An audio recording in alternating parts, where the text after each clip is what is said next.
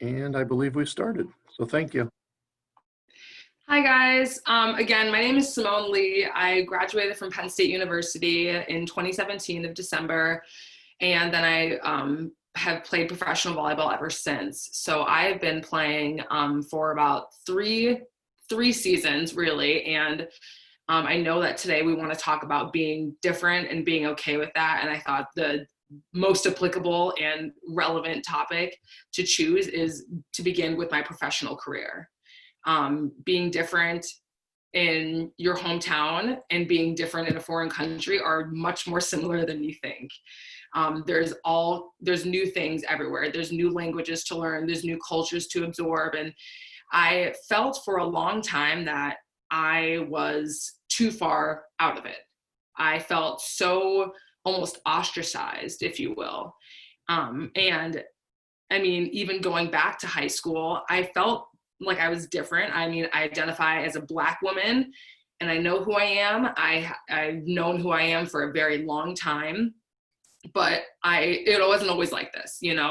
I always did think that because of my skin color or because of me being a woman, playing a sport, something like that, there were a lot of things that were out of my control, but made me different. And I didn't like that. A lot of my girls, for example, my hair. I mean, I have braids, I have natural hair, I've worn an afro, I've worn my hair straight. I have all of these different hairstyles.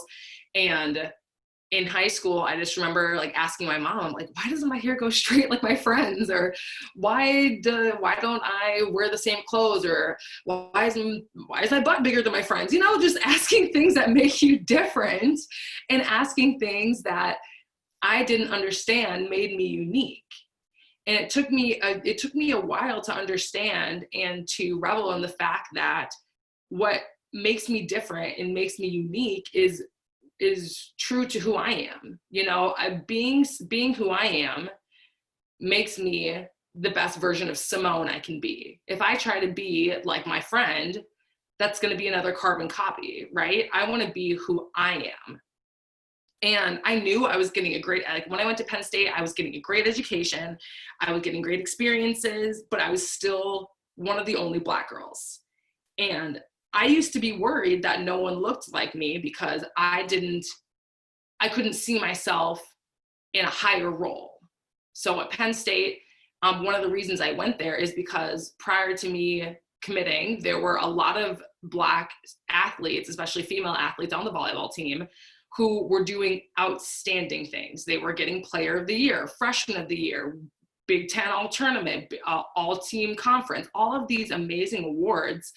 And to see someone who looked like me in high positions and doing something that I am striving to do made a very big impact on why I went to Penn State, why I pursued volleyball, and just what keeps me going.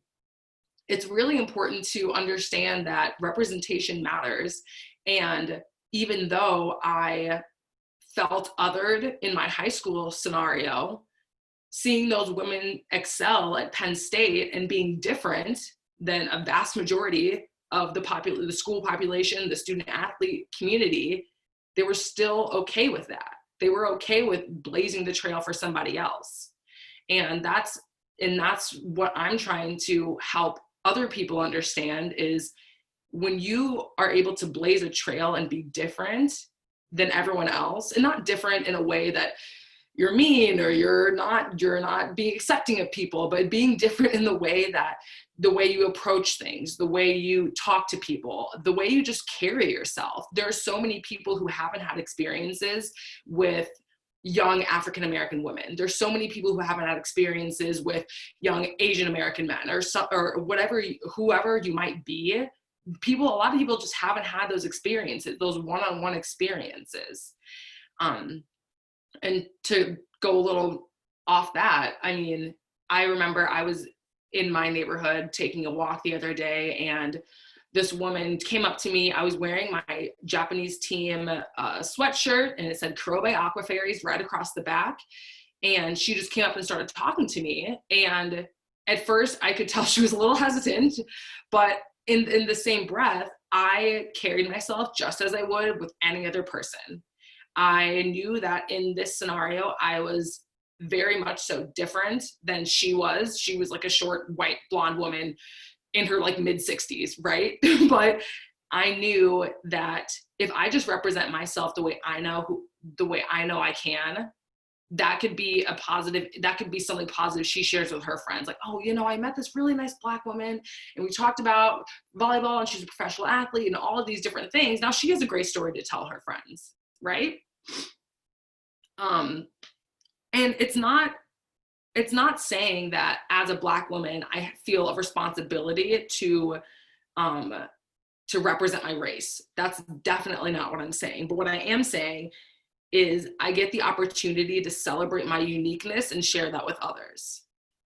And okay, the best analogy I can give you guys is like just a bunch of apples, right? We have like our Gala, we have our Honeycrisp, we have our Granny Smith, we have organic, we have non-organic. We have so many different types of apples. And assuming that all these apples have like characteristics and traits and everything like that. And we're not saying that one apple is better than the other, but we're saying that they're all unique in their own ways. And one's not trying to be better than the other. They're just trying to be the best that they can be. And some people gravitate towards certain types of apples.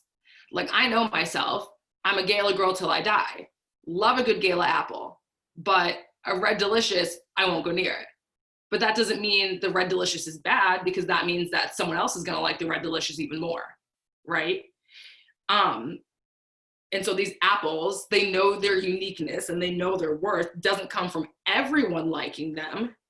But when they stayed true to who they were, the Gala apple, the Red Delicious, the Granny Smith, they attract to them the people that want to be around them. When you're unique to yourself, you attract the people that want to be around you for who you are. When you're different and maybe you don't listen to the same type of music as the people would expect you to, or maybe you don't play a sport even though everyone's like, oh, you're so tall, or maybe whatever the scenario is, maybe if you don't fit in that mold that people are trying to place you in, but that doesn't mean that you won't find your group, that you won't find those same people that are unique like you. But just like the apple, when you stay true to who you are, again, people naturally gravitate toward you. I kind of learned this lesson a little bit the hard way when I was in college.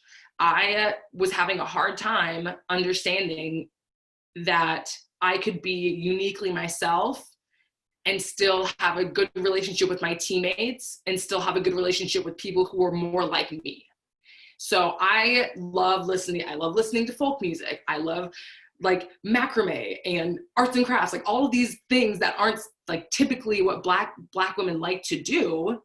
And I felt for a long time like, oh man, no one's like me, man. Oh, I'm just so different than all my friends. And I tried to do what my teammates did, or I tried to do what my boyfriend at the time did. I was trying to fit in to a situation that was never good for me.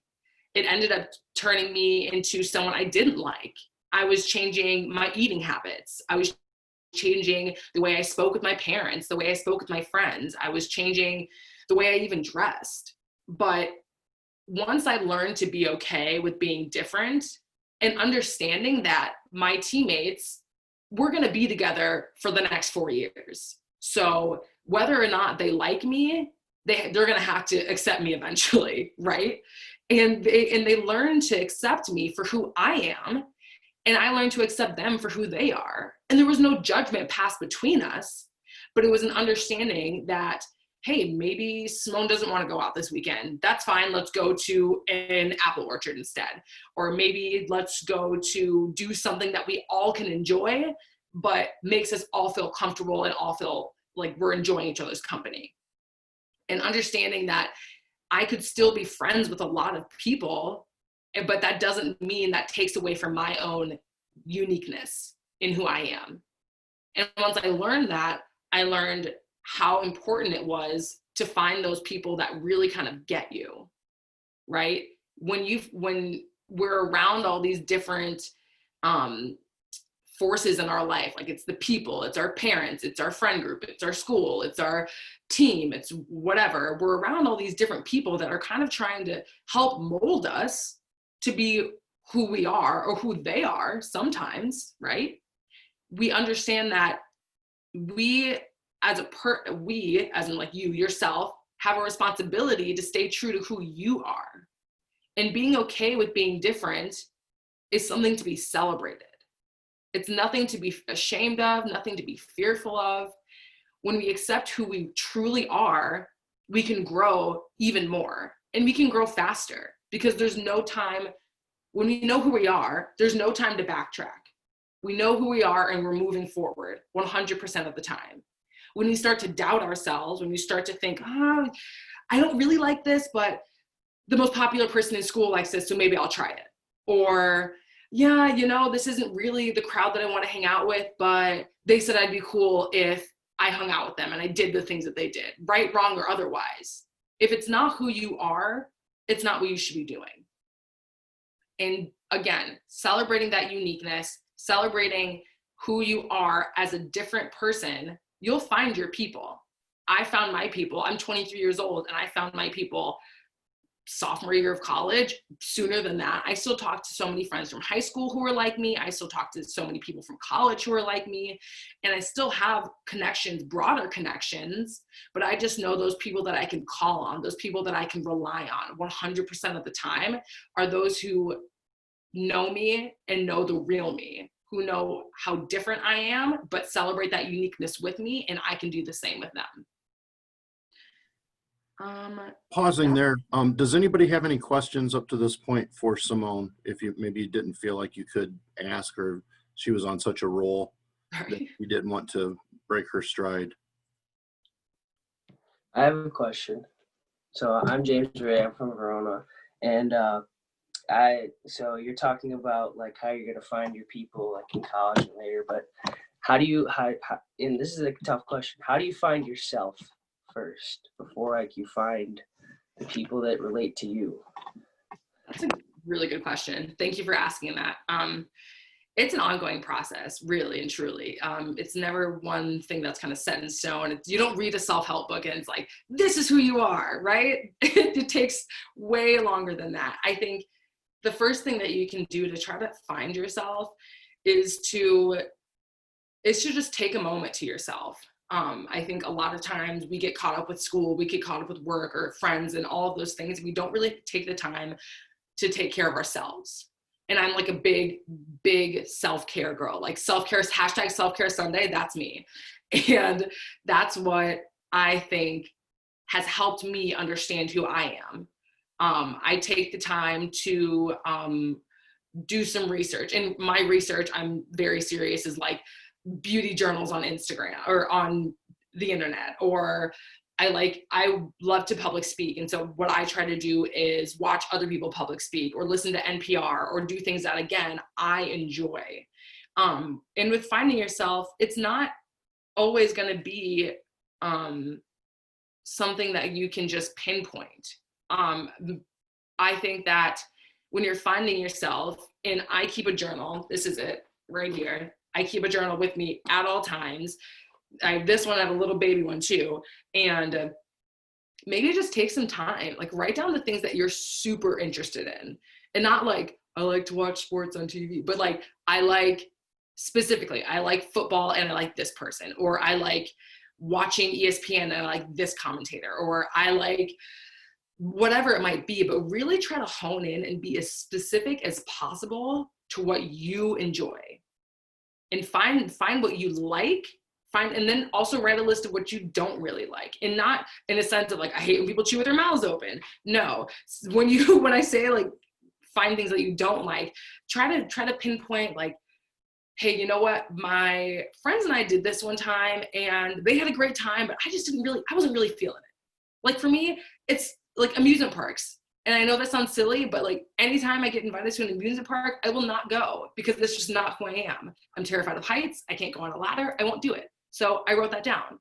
And it's the same thing for you. If you don't enjoy some things, make sure you write those things down too, because it's kind of like, and then it kind of keeps you in check also. So next time your friends say, hey, let's I don't know, go underwater basket weaving, and you're like, like I can't hold my breath for that long. That's in your mind. You're like, that's something that I don't really like to do. Let me write that down. And the other turn, if they do something, if you do something or your family does something that you enjoy, keep that as a mental note, because that keeps crafting in your mind. That list keeps growing. Both lists keep growing. And in turn, when you find out, okay, maybe these are my top 3 things that I really enjoy. Like I love sitting outside and listening to music. Like that is like top 3 most relaxing things in the world. Then maybe that's who you are. Maybe you got to find yourself in taking time to listen to music, maybe listen to the lyrics, maybe journal a little bit, read some interesting books, whatever you got to do to make sure that you know who you are. Again, it's making those lists, piling up on those lists, and keeping that mental checklist in your mind to make sure you're not adhering to the status quo just because it's what your friends might do or your family might do. Stick to what you really want to do. Are there any other questions? James, did that answer your question? Okay. Are there any other questions for Simone before she goes on? I have a couple, just because I've heard Simone talk. One, I would like you to speak to the letting go of old friends that might be holding you back, and also our athletes here might be interested in how tragic and sorry you felt for yourself because you were in Italy or because you were in Germany and you didn't have anything to do, and then you were like, Simone, I'm in another country. I should I should celebrate this, not feel bad about myself, just because I've heard that answer before, and I think that our students can benefit from that information as well. Mm-hmm. Okay, so first part, I guess I'll start backwards. So my time in Italy and Turkey and whatever, all these different foreign countries, I was it's like you romanticize the idea of like living overseas. You're gonna be playing volleyball with all these great people. And then you get there and it's like freshman year all over again. I was like what is going on? Because I thought once I graduated senior year, I'm top of the totem pole finally, and all of a sudden you are plummeted back down to the bottom. But I, in Italy, did not understand that was a growing point and a learning point for me.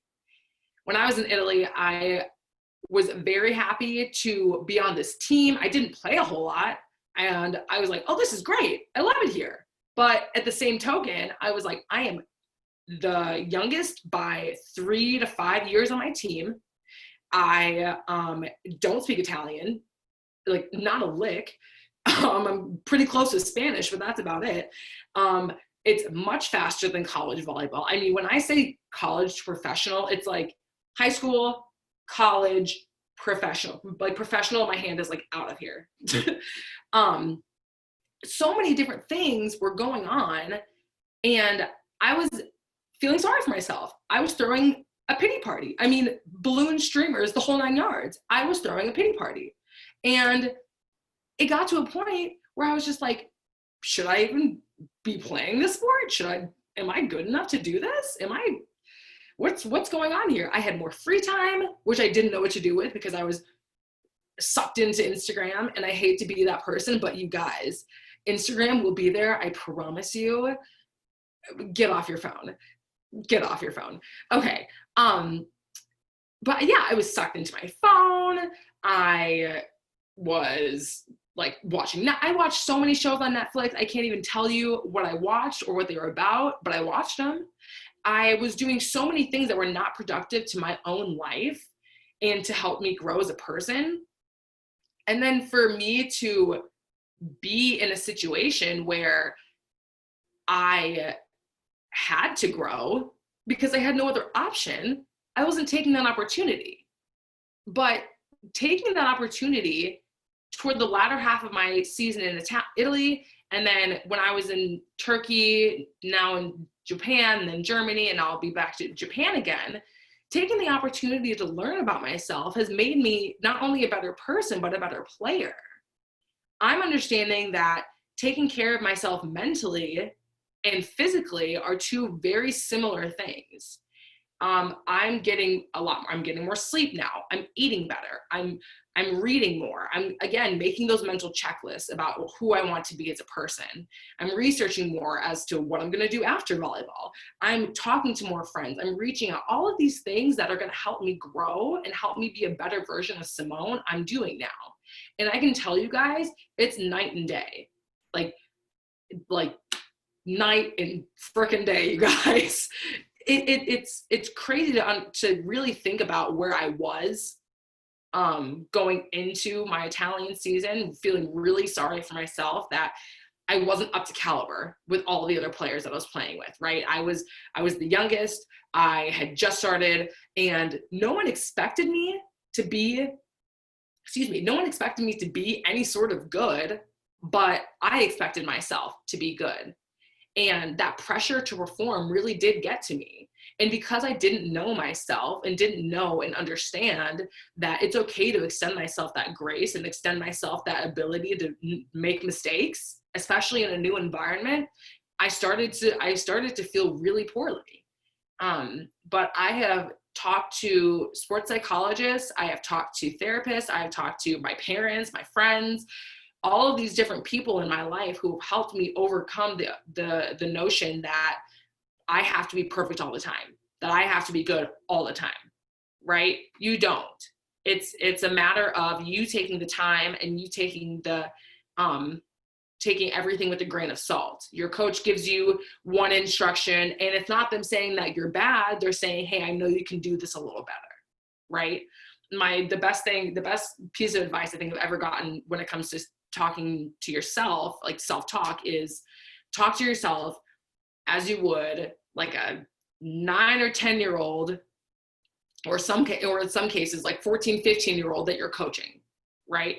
You would never go up to a 14 or 15-year-old and be like, man, you suck, you're terrible, get out of here, why are you here? Who does that? That's awful. I'm calling their parents for you. But you wouldn't do that to them. So why do that to yourself? Because in any situation, that person who's playing the sport is trying to learn, they're trying to get better, they're looking to you for help and expertise, and they're looking for you to understand that you're going to get it, they're going to get it eventually, but it's just going to take some time. And that's totally okay, because that's what sport is. It's understanding and it's learning and it's growing. If someone was perfect in sport, they'd be making billions of dollars, and I don't know, like Elon Musk would fly them to the moon to play aliens or something. I don't know.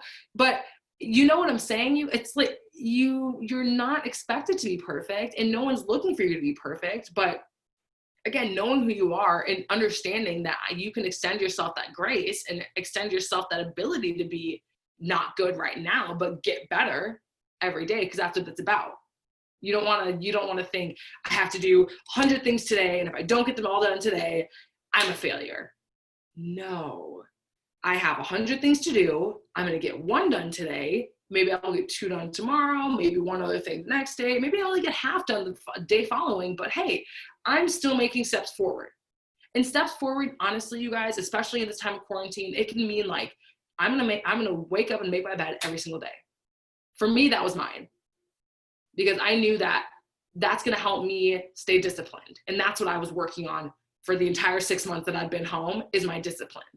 So that started with me making my bed every single morning, getting out for a walk every single day, making sure I'm doing my devotional and meditation every single day. And those are things that I can do in everything in my house except for the walk, all on the second floor of my house. That's it. And then, I'm sorry, what was your first question again? The tough decisions of maybe friends that are holding you back, because James had asked something about finding your group. How do you find yourself, but kind of tying that into those. Yeah, finding your group and understanding that you might outgrow some of your friends is hard, y'all. It's hard because maybe those are the people that you grew up with ever since you were in kindergarten, right? I was in pre-K, I was in diapers with this girl, and like now she sucks. Or like, so I don't know, like, man, now she's not doing the right thing and I don't want to be a part of that. Or maybe it's just you've outgrown each other. Maybe she's finding her group of friends and you feel kind of lost. And that's okay. It's totally okay to understand that some people just separate. And there's no love lost there. It's not like, I hate this person now because we're not friends anymore. None of that. You have to grow into who you are. Again, going back to James's question, you have to understand who you are as a person. And if your friends' values, if their morals align with that, that's fine.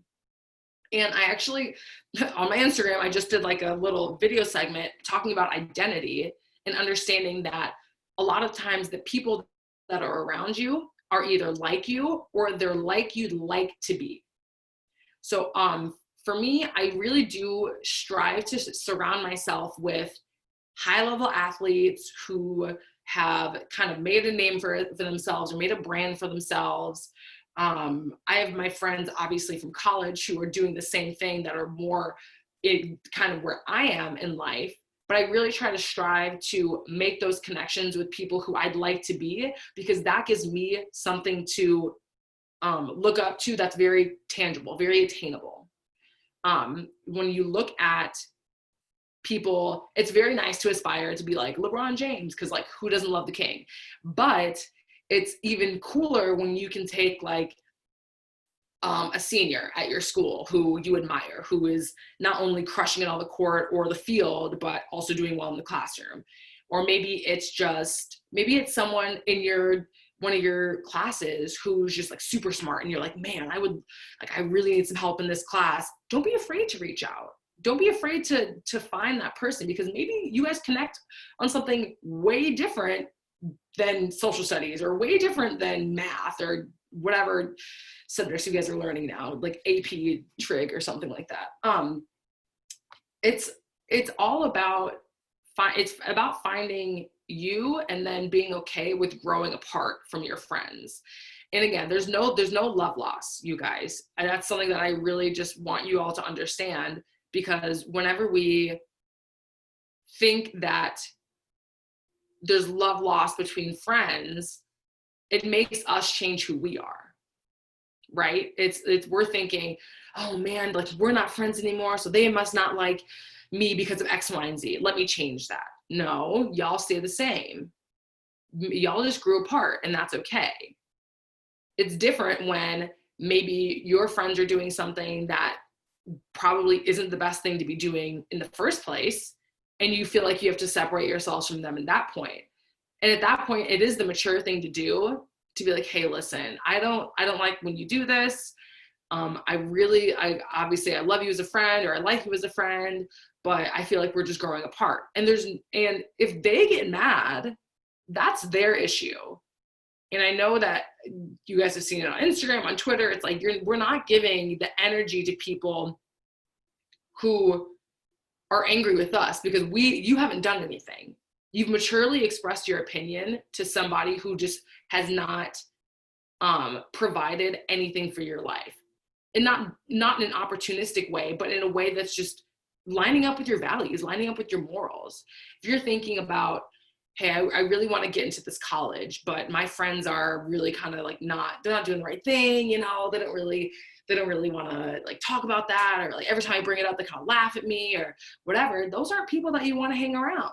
There are people that will encourage you and be like, hey, how'd that test go? Oh, you got to get prepped for X school, There's always going to be people who are going to be rooting for you, but just finding that group of people and understanding that the group that you are with currently may or may not be that group of people, but being okay with that.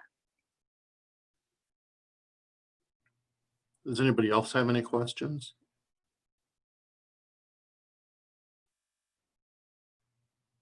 Okay, Simone, you can continue on with whatever you had planned. Okay. So going along with like being different and being okay with that, I think it's important to talk about like the backlash that we get sometimes as people who are trying to change. You might be in a situation now where you used to have an opinion about a certain thing or a certain person, and that opinion might have changed. And it's really important to normalize your understanding that changing your opinion is okay. Changing your belief on something is okay. And understanding that you have every right to change your opinion. You have every authority to do so. It's your own mind. And understanding that if you feel like the people you're around right now are kind of berating you or making you feel down about yourself for changing your opinion on something, again, that might not be the group that you want to be hanging around. Whether it be something as simple as like your fantasy football picks, or maybe it's something more controversial like politics. If you feel very strongly, and again, this goes back to knowing yourself. This is a very all-encompassing thing, you guys. When you know yourself and you know more about yourself, maybe it's my parents have always taught me this, but now that I'm thinking more independently, I actually believe this.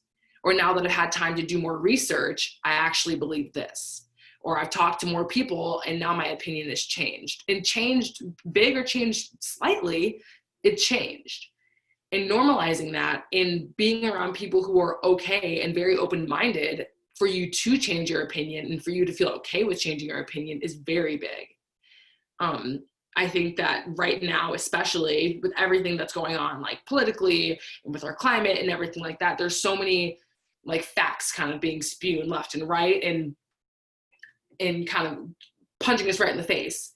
And whenever we decide to we formulate an opinion on certain things, it might be different than your parents. It might be different than your friends. It might be different than who you thought you were. But again, this is understanding that you can change your mind and you can be okay with changing your mind.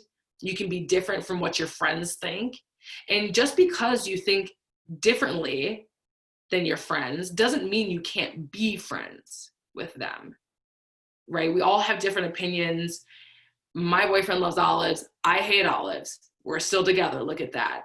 I mean, it gets to a point where you think to yourself, I have a varying opinion from one person to the next, but we relate on certain things. And so that doesn't mean I have to just expel them completely, but that just means when it comes to certain topics, hey, maybe we keep this to like a school relationship where in school we hang out, we see each other, we have lunch together, all of those different things. We talk about things that we like, things that we don't like, but it doesn't get to a point where my opinion and my belief system is being targeted, or my opinion and my belief system is getting looked at strange because all of a sudden now we don't agree, so now I don't like you because you're different. I don't like you. That's not what we're trying to do. We're trying to find some common ground. And when you find common ground with people, that's when you can express your opinion. And if they're really truly your friends, they'll be okay with being different than you. You don't have to agree on everything to be friends. Trust me, you don't. So that's what I had for that. And then the last thing that I want to talk about is just like my own personal story about feeling different. I know I kind of talked about it, but I wanted to bring up like a very specific example. When I was in high school, I was on the varsity volleyball team my freshman year. And I had moved to the school about 2 years prior. So I was still super new. I was new to it in middle school. And then all of a sudden I go to the high school and I'm even more new to it. My sister was playing the whole older sister act, like, I don't know her, who is that kind of thing. And I'd be like, Chelsea, and she would just blatantly ignore me. But anyway, so it's kind of on my own, but obviously I knew she had my back. I hung around a few girls, few of my neighbors when I was in middle school. And then once we got to high school, a lot of things changed. I am 6 feet tall. or 5'11 3/4", according to my doctor, which is not accurate. I'm 6 feet tall. And I was super skinny. I had like hair that was like kind of shoulder length, but it was kind of boofy. I wore glasses half the time. I had oily skin, like all of these like hormonal teenager things that you could think about. Just me, my entire thing. That was it. And I hated it. I was like, Mom, what's going on? Why am I here? And she would remind me all the time that you got to be who you are. You got to be who you are. And I'm coming home like, Mom, but what if no one's like me? Or Mom, I feel so isolated because I'm on the volleyball team. These girls have all known each other since they were in kindergarten. My sister has been at the high school now for 3 years. And I'm this new girl, like super new girl, who even with other freshmen on the varsity team I don't know anyone from kindergarten. I just moved to this neighborhood. I'm super new. And I felt so ostracized, but I was ostracizing myself in my own mind. So what I mean by that is there are times when we feel really different than other people and we kind of make a mountain out of a molehill. We kind of start thinking to ourselves, oh, you know what? Like they're not going to like me, or they're not doing X, Y, and Z, or I'm different because of this. But in reality, you have a lot more in common than you think. And so when I was on this team, I specifically remember one of the girls on the team who I thought we are friends to this day. We were talking and she was like, I really like that you listen to this type of music. And I was like, what? Like, you like this too? Like, what are you talking about? I got excited. And then another girl on the team, same age as me, was like, yeah, I really like the outfit that you wore the other day. And I was like, oh, you like the outfit I wore the other day? Like, I was thinking this whole time that I was just completely alone, that there was no one like me, that there never will be anyone like me. And to an extent, that's true because we're all unique in our own way, blah, blah, blah. But in this situation, there were more people like me than I thought, or there are more similarities within my friend group than I thought, within my team than I thought. And when you're on a team, that's like a forced friendship. Once those coaches or once those administrators pick that team, that's it. You're stuck with these girls until they graduate, or until they don't make the team, or until you don't make the team, whatever. And to be able to find that common ground made me feel more comfortable being my true self. I didn't feel like I had to talk about, oh my gosh, remember when you were in kindergarten and we did X, Y, and Z together? But I could talk about things that we did in class, or I could talk about a funny show that I watched, and I could still relate. And when I could find that relation while still being myself, that made our bond as a team, our bond as people, even stronger. Because I'm introducing them to things that they didn't know about. They're introducing me to things that I didn't know about. We're all learning from each other. And I think that's the biggest thing, what I want everyone to take away from this, is that when you're different and you're celebrating your uniqueness and you're still okay with that, you can learn from other people and other people can learn from you. And that's what it's about. It's not a one size fits all life model. It's not if my water bottle is blue and your water bottle is red, I'm never using a red water bottle. It's not that, you guys. It's learning about other people while still celebrating that they're different than you, celebrating that you're different from them, but being okay with sharing your experiences, whether you're a person of color or not, whether you have grown up in an impoverished community or not, whether you have Black friends, white friends, gay parents, straight parents, whatever it is, celebrating that and bringing that to the table can bring so much more growth and a growth mindset for a lot of people. Because again, like I talked about in the beginning, there was a woman who I might have been the first Black woman she's ever known who's been to Japan, ever.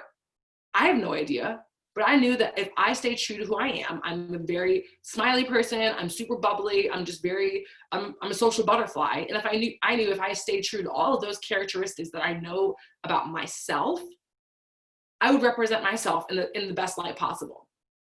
And that in turn, that's representing, it might have been representing my race at that time.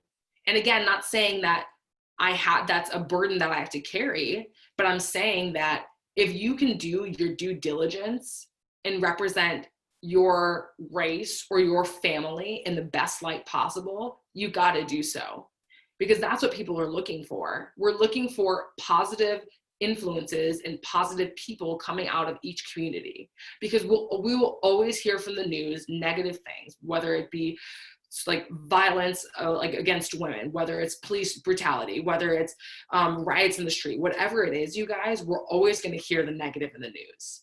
So when people hear all of those things, they form opinions right away.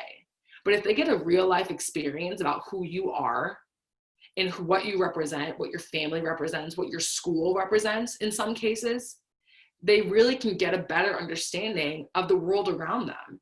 And maybe that'll broaden their opinion and broaden their thought process on a specific type of person. So being okay with being different is more than you, it's more than me. It's being okay with the uniqueness that you bring, understanding that who you are is only true to you, and understanding that when you stick to that and stick to your own values and your own morals, you can represent so much more than yourself. You represent your community, you represent your family, you represent all of the things and all of the things that people have said about you or people like you in a positive way. And it doesn't mean you're slapping a smile on your face. If you're not feeling it, you're not feeling it. But in the same sense, you have to always remember, hey, listen, I can impact this person in a positive way. So why not do it? Why not keep living my life in the best way possible? Keep living my life in a way that makes it okay to talk to people on the street, even though they might not look like me, or hang around or donate to people, or volunteer at a certain like homeless shelter, or volunteer at a school, whatever it is. You're celebrating that uniqueness, and you're being okay with being around others that are unique, and you're all okay with that. Yep.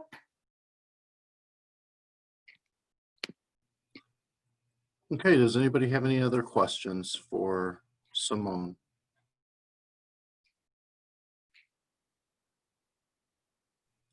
No? Okay.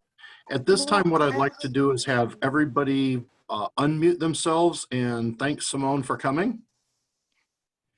Thank you. Thank you. Thank you. Thanks, guys. Thank you. Thank you. Thank you. Okay, and now I'm going to ask the students if they can jump off of the Zoom. I was going to introduce a few adult members that were here or that showed up, or some that were here. I'll let you know that. But thank everybody for being so attentive and respectful. And I hope that this gave you guys a unique perspective. And I think that Simone is such a positive person with such a positive message that anybody could benefit from this. So thank you. Thank all of you students for helping out with this. And I will end the recording now.